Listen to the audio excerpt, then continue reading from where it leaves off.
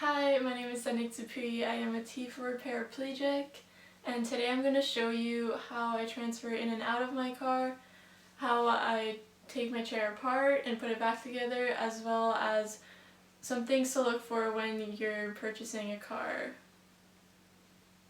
Okay, so first thing you want to do is make sure that your seat is in the right position. I like mine back, and it just gives you more room to get in and put the pieces together. Make sure your brakes are on, and then I usually put my right leg in just so that it takes some of the weight off when you're pulling yourself in. And then I grab the handle and then I just pull myself back in and then pull my other leg that's not in my car yet back in too. I usually put my seatbelt in just like as a safety thing because I am sticking out of my car quite a bit and I don't want to fall. So first thing you do, you take your cushion off. Then I take both my brakes off. Then pop the right wheel off and just put it in my back seat. And then I flip the backrest down and then pop the other wheel off.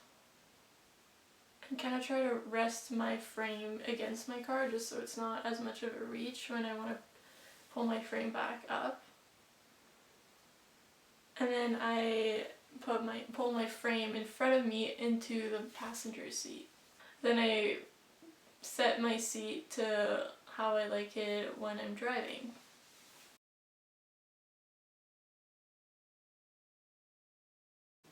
To put my chair back together, I first grab my frame, and then when I place it on the ground, I put it on its side so that I can grab my wheel and just pop it right on right away. And you gotta make sure that both your brakes are still off for this. So I put the first wheel on, and then I grab my wheelchair and I put it on its 3 wheels. Then I put the last wheel on and then pop the back up. Then you put your brakes on and then you take your cushion and you place it on your seat and just make sure that it's centered because that's what you're going to be sitting on for the next bit.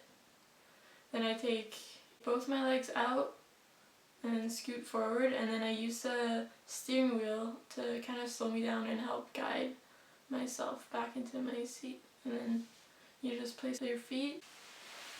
So I drive a Ford Escape Titanium, and the things that I looked for when I was looking for a car, like the must-haves, are electric seats, just because it's a lot easier to adjust your seat that way. Make sure that your car has handles because those come in so handy to pull yourself in and out of your car. Another must-have is an electric trunk because once my trunk is up, I can't reach it, but then I can use either the button in my car or my fob to close the trunk. You also want to make sure that your trunk is big enough to put your chair in without having to take it too much apart. That just comes in handy when you're out with your friends or your family. They can just pop it in the back without it taking too long. One thing you want to consider is the height of your car. Depending on your level and how strong you are in your upper body, the height can make a big difference. For me, I prefer the height to be a little higher to get in, and so I'm transferring down when I get back in my chair. Some people might prefer a lower car and that the transfer might be more even. It kind of depends on your preferences. Another thing you might want to consider is leather seats. It's just easier to slide in and out of your car. The hand controls that I have are just, I think it's push and rock they're called.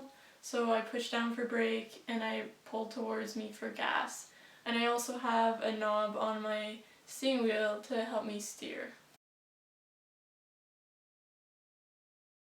The hand controls can get turned on and off. That means someone normal can drive my car and then have my hand controls off, or when I'm driving I can turn them on just simply by pushing the button, and then it works for both. That's all the tips that I have. I hope you guys find this video helpful and then you might understand how it works a bit more. There's so many different ways to transfer and to take your chair apart and put it back together. Just find what you like and what works best for you. Thanks for watching.